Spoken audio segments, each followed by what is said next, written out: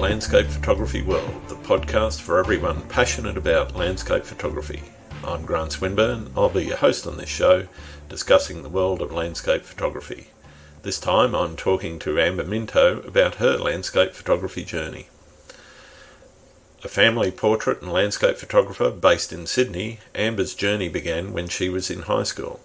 After buying a camera, she chose to study photography during her HSC. It was during this time she realised she wanted to make a career out of photography.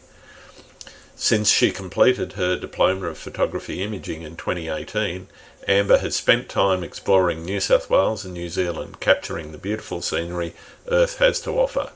Her portfolio is full of beautiful sunrises and sunsets along the stunning coast of New South Wales.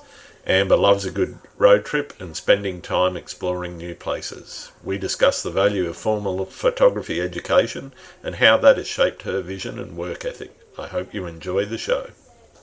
Hi Amber, welcome to the podcast. How are you doing? I'm good. Thanks for having me on. Oh, real pleasure. I've been looking forward to this. I think some of the work that I've seen from you has been quite interesting, and I'm also interested in your professional photography story as well, because you stray very much outside the landscape genre when you got your professional hat on, but you're very much in the landscape genre when you're not. So, what's the Amber Minto story? Well, pretty much started photography in high school just out of interest, and that's where I got into landscape photos. So I guess landscape started as a hobby, but then I absolutely fell in love with it studying in high school. So Sure. Continued on to Billy Blue, where we studied all sorts of types of photography, and also loved portraiture, and that's where I've recently ended up working in childcare portraits, and from there I've gone into family portraits and that sort of thing as well. So with the childcare portraits, so I guess before we get into all the landscape stuff, tell us a bit about that. How did that come about, and what interests you there? Yeah, so Mum's actually a preschool teacher. So before I fell in love with photography, that's what my plan was, to go into childcare. Right. And then last year with COVID, I was looking for a new job, and they were the local Sydney company was looking for photographers because they'd lost a lot of their work during lockdown last year. Mm-hmm. And they had a lot of catch up. So applied for the job, and it's the perfect mix of both. Get to spend time with preschool kids and watch all the cute things they do, Sure. but also get to capture beautiful portraits for them. So awesome. No, that sounds fantastic.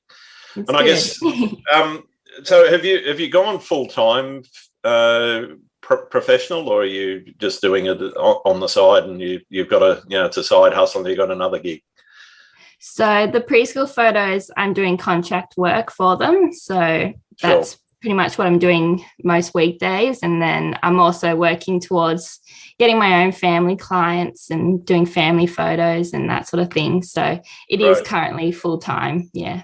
Okay. So how did you make that decision to go full time, or when did you make it? I mean, you said you fell in love with photography back in high school. Was that when you had the epiphany to say, all right, this is for me, I want to do it? Forever? Yeah, well, exactly. Yeah. When I was 14, I sort of said, when I was 14, we were up in Port Macquarie, and I saw this girl, and she had a DSLR camera with a massive lens. And I said to my parents, I was like, oh, I want a cool camera like that. Anyway, so I saved up. It's always all about the gear when you first started. Yeah, you want the cool camera. Saved up, bought a Nikon Coolpix. And then in year 11 and 12, they were offering a photography course. And I was like, oh, yeah, I'll do that. That sounds interesting. And it was in that course that I just fell in love with it, Cool. Learning all the techniques and everything. So, yeah, from there it just grew.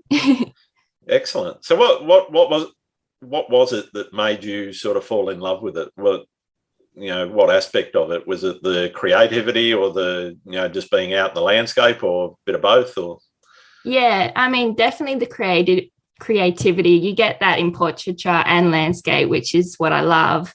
It's coming up with ideas, or in landscapes, coming up with the compositions and that sort of thing. So yeah. Excellent. Okay. So what motivates you creatively?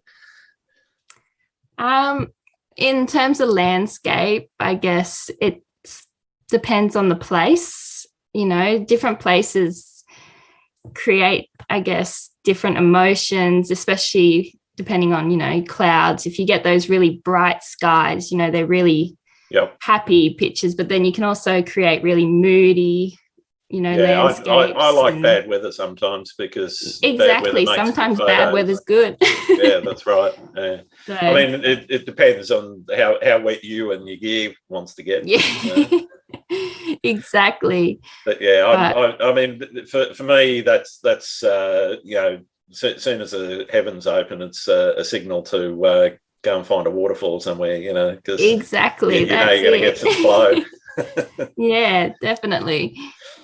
Yeah. So are there any particular things that you might be doing differently, I guess, that aspects that you've learnt through, your course there at Billy Blue or high school that you might be doing different to others? And, why do you do them as opposed to what other people might be doing? That's a good question. I mean, I guess everyone's learning.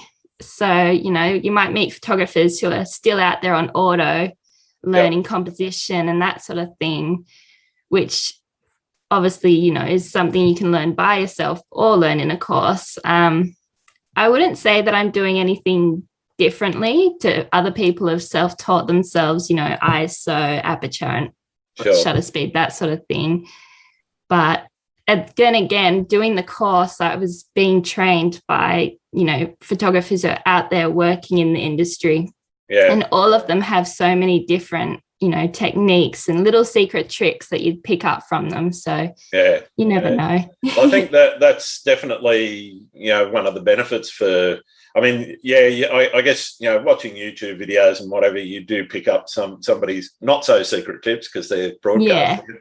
But you certainly don't get that one-on-one ability to ask a question. Exactly. And that interaction, I guess that's to me what I think the real benefit of that sort of education is about. So definitely. Can you tell us a bit about what was involved in the course and what sort of things they covered? Did they cover just the technical aspects, or was it moving into the business aspects as well, or a blend of both? Yeah, so definitely a blend of both. The course is 1 year, so it's a Diploma of Photo Imaging, and it's pretty much split into 3 trimesters.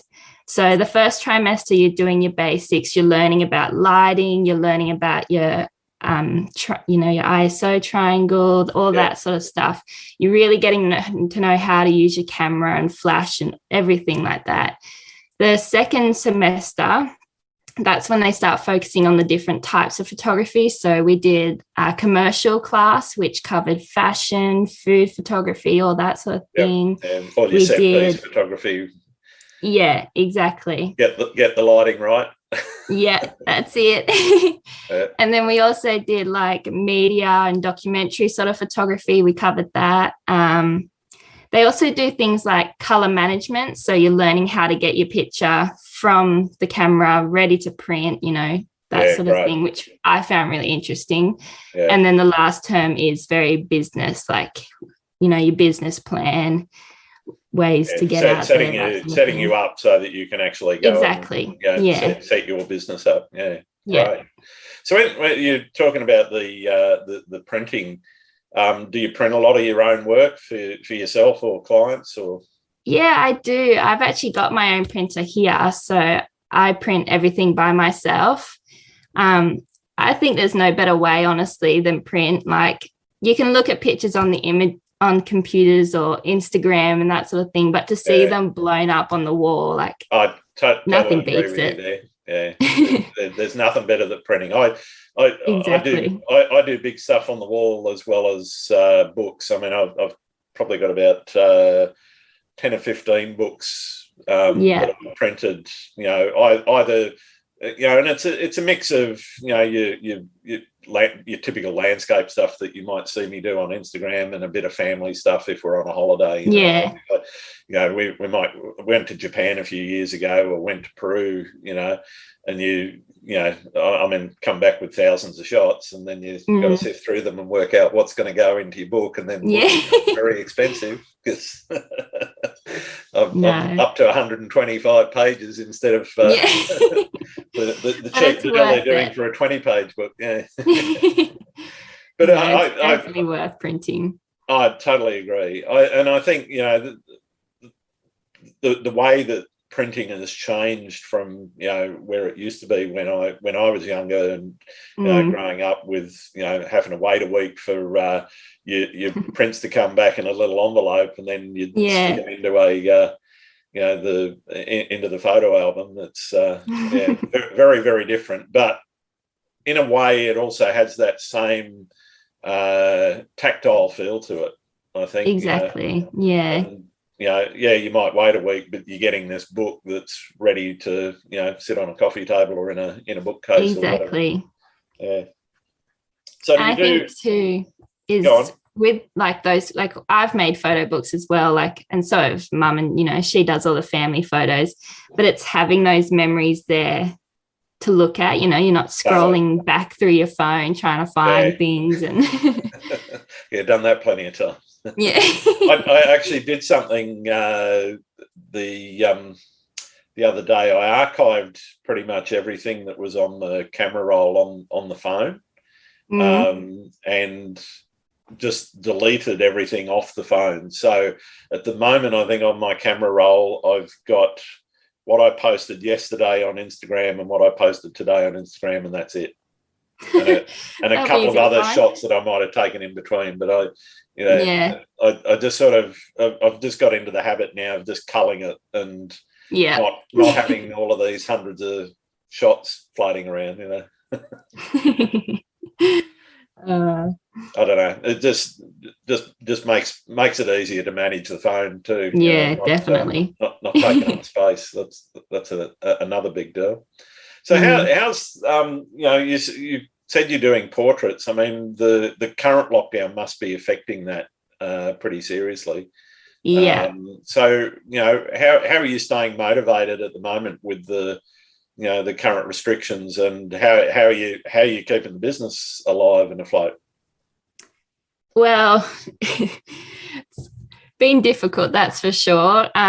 Motivation wise, I'm not even gonna lie, I've been struggling. It's hard when you feel like you've got nothing to do, but I'm lucky I live at home still, so I've got my sister, and I've been convincing her to do some portraits for me, and attempting self-portraits every now and again, so that helps. But business wise, it's not the easiest with any of my families, my clients. We've just had to keep rebooking, and we just have to wait and see what happens, really. Same with the contract work. We can't go into preschools, and most preschools have hardly any kids anyway, so it's all just a big waiting game. Well, I guess the only thing that is looking good is vaccinations are heading in the right direction, and hopefully once we get to a reasonable number there, we'll be able to get out and do something. Yeah, that's the goal. So when was the last time you got out to shoot? Were you shooting right up until lockdown day? Yeah, pretty much. Yeah. Once lockdown hit, then it just froze.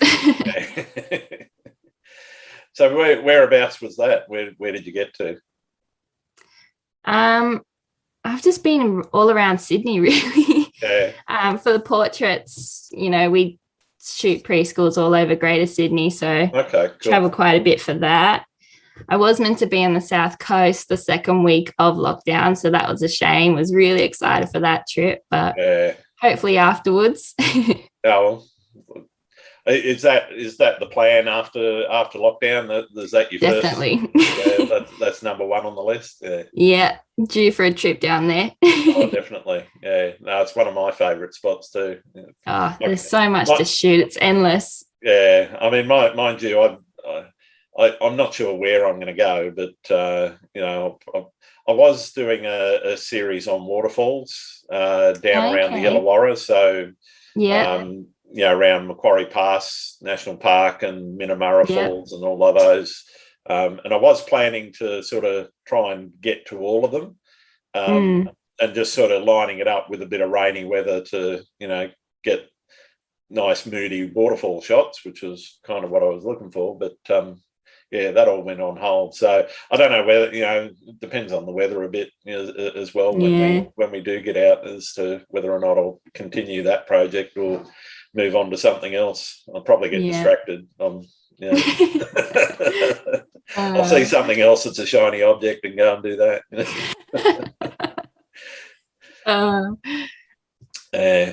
So what? Moving into the landscape genre, what are you trying to communicate with your photography, or get across to somebody that might look at it?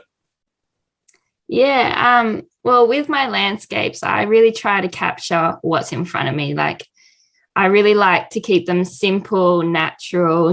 Just show exactly what's in front of me.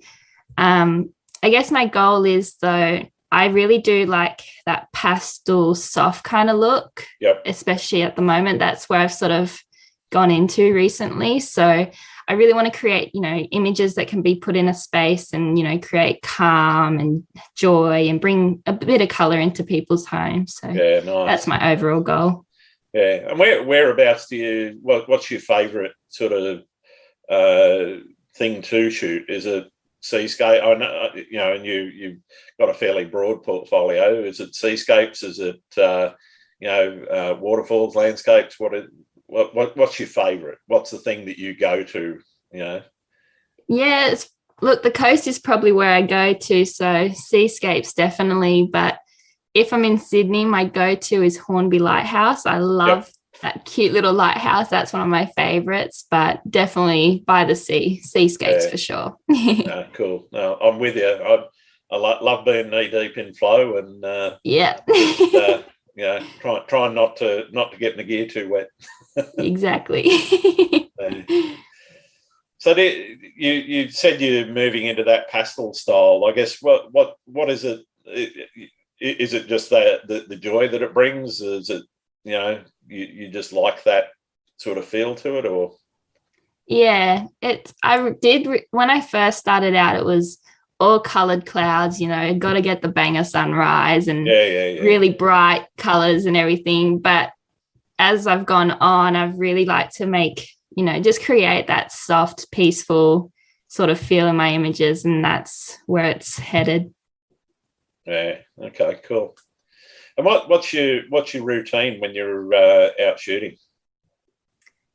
I usually try and get there earlier, although I do occasionally sleep in and have to leg it. But most mornings I try to get there, before first light, so I can sort of suss out my composition, find what I want to shoot, and then it's set up. I'm always even if I set up one shot, I'm always looking to see if I can move around. If I'm at the beach and I see a rock a bit further down, I won't stay at one composition for, the whole morning. Yeah, so you don't stay planted and just wait for that one wave or wait for that exactly. one thing.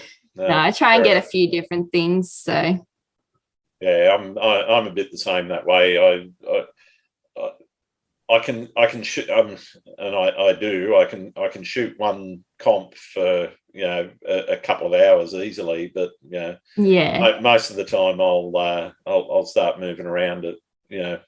Probably once it's the thing. I guess it's once you think you've actually nailed it, or if you're looking at it and you're just not feeling it. Yeah. That's it. And you just go, got to move. It's just not working.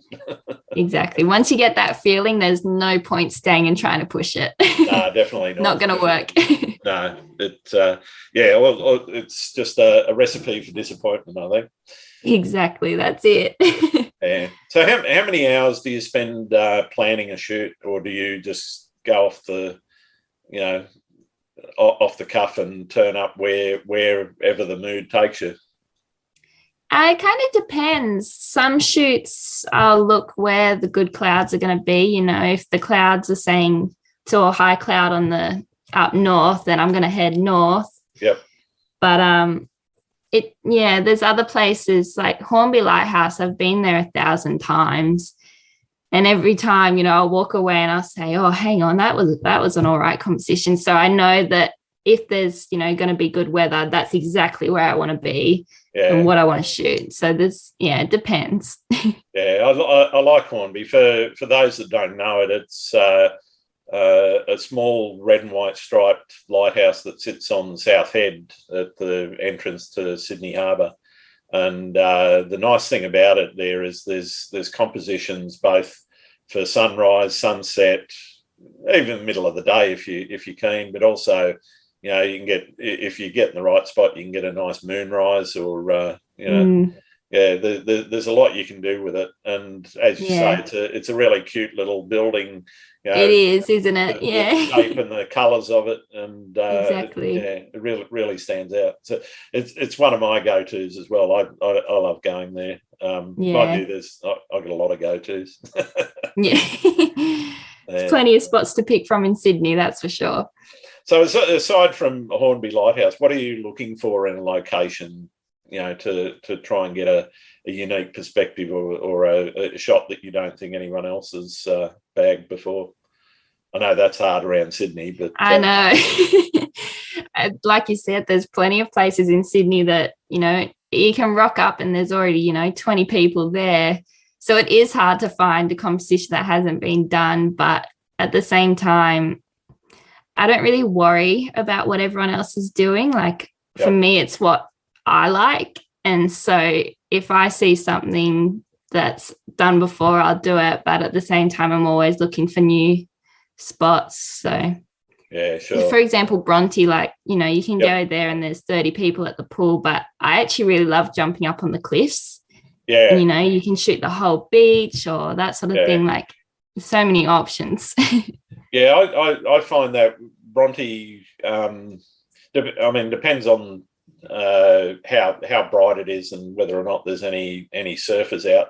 Sometimes if the, you know, that little section, that little concrete section there in front of the pool is sort of crowded, you know, there's too many tripods and too many people there, I'll actually pop down onto the beach and put the long lens on and just do some surf photography of surfers and whatever, and try and get them, you know, which is a very different sort of experience to landscape. Depends if the sky's banging, I might just try and squeeze in. Yeah. It does depend a bit. Yeah. So when you're you finish shooting and you're bringing them back, what are you trying to do to the image? And do you play with it immediately, or do you leave them on the hard disk for a while and come back to it later after you've had a bit of time to think about it? Yeah, I usually get straight into it. I'll load them up all into Lightroom and have a flick through. I mean, as I said, I do like to keep my images really natural and as close to what the scene was.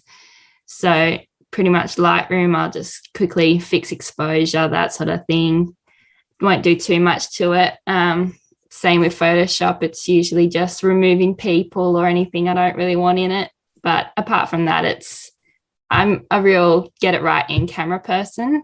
Yep. So you're trying to get it right in the one frame, one exposure, or are you looking to bracket, or it just depends, I guess? It depends on the shot too. Like, you know, there are shots where I'll do multiple exposures because I want to focus stack or that sort of thing. It depends where you are, I guess. Yeah. And what's happening. So yeah, no, fair enough. So what's the most, you know, interesting experience you've had while taking photos? And interesting to me, whatever you want. Good question.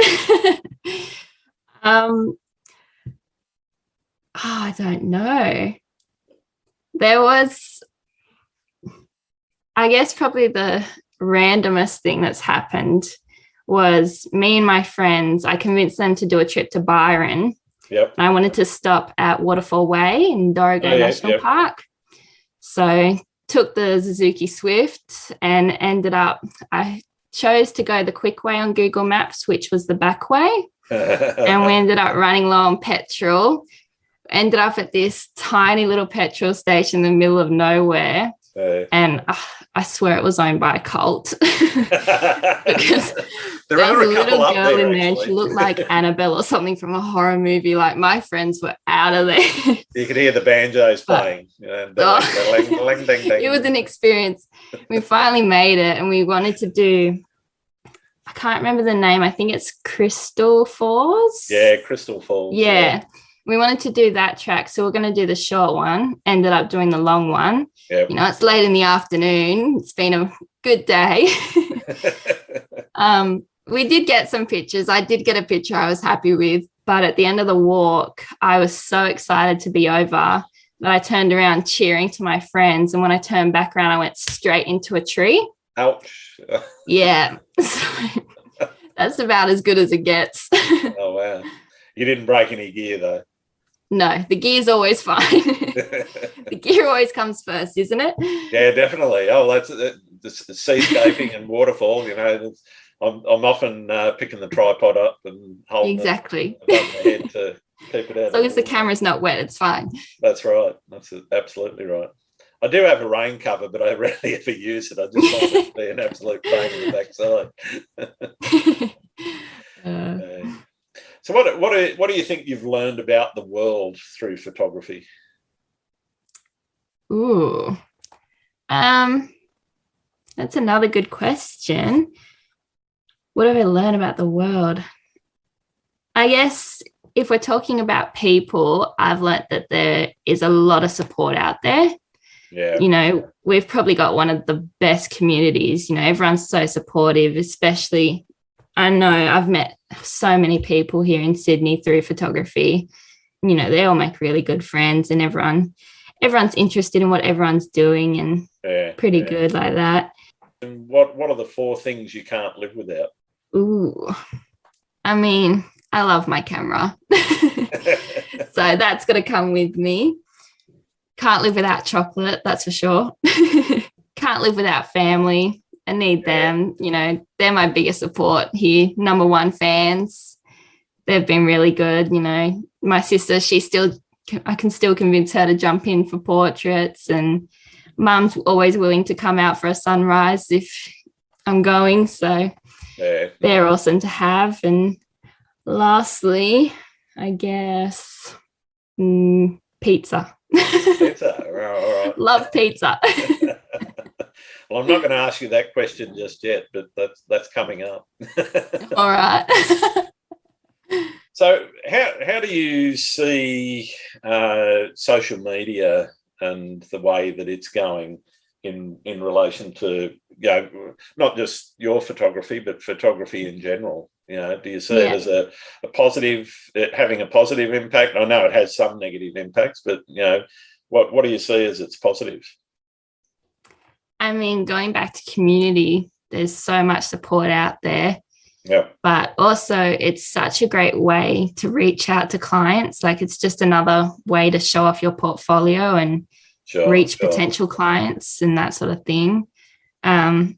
As you said, it does have its ups and downs, especially Instagram and getting caught up in the likes and all that sort of thing. Yeah. I think everyone's kind of been there.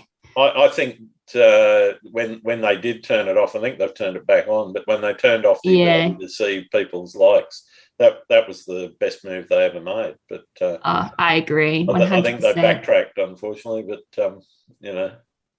Yeah. But to me, it's never been about the competition for likes and everything. It's as you say, it's trying to get your work out there, getting people, you know, to actually see it and, you know, engage with it in some way. And to be honest, I never really focused very much on the likes. Always more interested in when somebody makes a comment, you know. Yeah. And the ones, I mean, you know, the wow, great shot, they're great, but the ones that I'm really interested in are the ones where somebody's sort of asking you about, well, how did you do that? Or, you know, what what was that like? You know, they're the ones Yeah, that I really enjoy engaging with, because they're a little bit out of the ordinary. They're interesting, and you know, you can actually start to have a bit of a dialogue with people instead of just, you know, exactly. just saying, "Wow, I like that," and you go, "Oh, great," you know. Thanks Yeah. very And much. that's what I love about stories too, is Yeah, you can connect with people through stories. You know, you can start a conversation with something they've posted, or someone asked me a question. Like, I love being able to help and, you know, help the community grow and that sort of thing. So yeah. it's So good in that aspect. what would you, you know, say to somebody that's just starting out? You know, say high school age, another Amber, or a much younger Grant. You know, what would you say to them about, you know, if they had an interest in photography, particularly landscape photography? What tips would you give them? Well, you know, there's a lot out there that says photography is hard to get into, and, you know, No, it's it's a a crowded hard market, very business, you much know, so. you know, I've had plenty of people say to me, oh, but isn't like photography hard to start your own business? Because there's already, you know, so many people out there. But at the same time, like, if you truly love it, why would you give it up?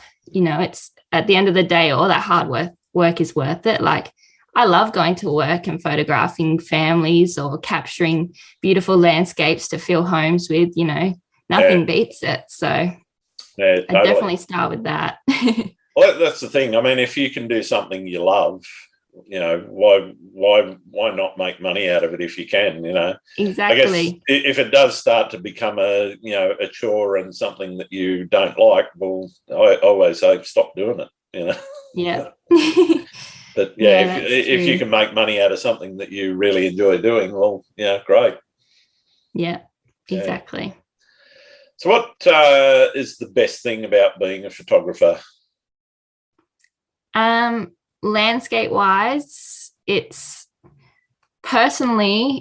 really refreshing being able to get out there in the morning. Like, you know, it's really peaceful. I don't know Mm-hmm. if you feel the same, but I love Oh, just being definitely. out there.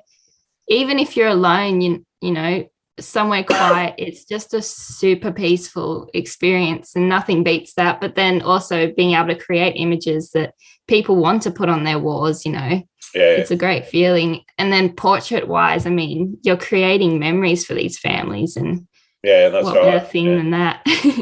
absolutely. Totally agree there. What's the worst thing about being a photographer? I mean, I'm sure any small business owner feels it. It obviously has its ups and downs.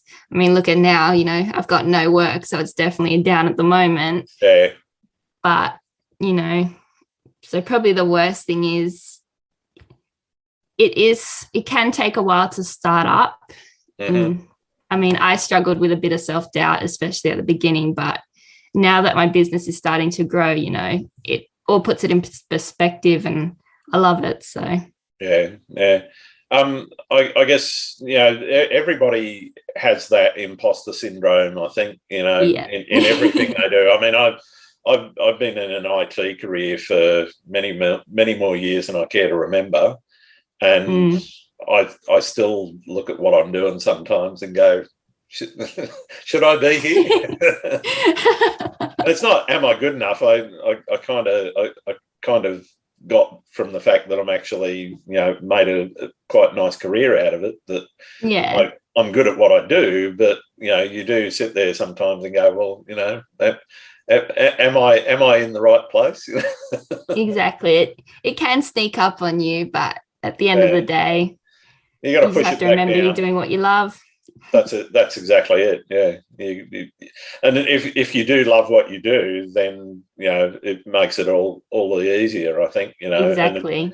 you know, whatever it is that you've chosen to do, I think the important thing is for people to, you know, engage with it and, you know, stick to it and enjoy the good bits as much as they can. There's always bad bits about every job. Exactly. You That's know, right. Yep. so Can't there's a have it lot. all.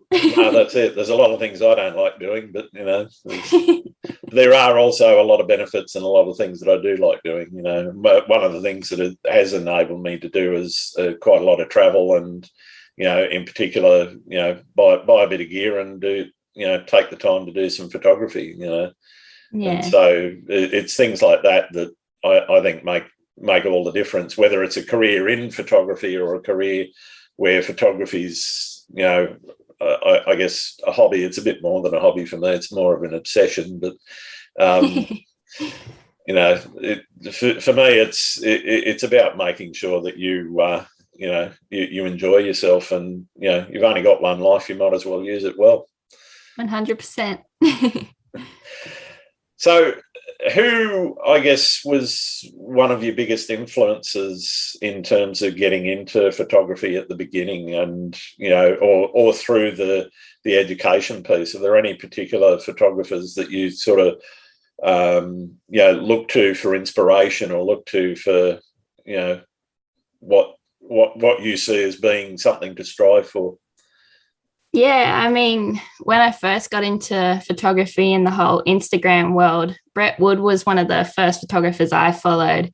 Yep. And I've always loved his really simple editing style. He keeps it very natural. I think that's the sort of, that's where I've gotten that from. Like, I love that simple look. Sure. Ken Duncan's always a big name that comes up when studying photography. So, I mean, I think everybody knows Ken Duncan.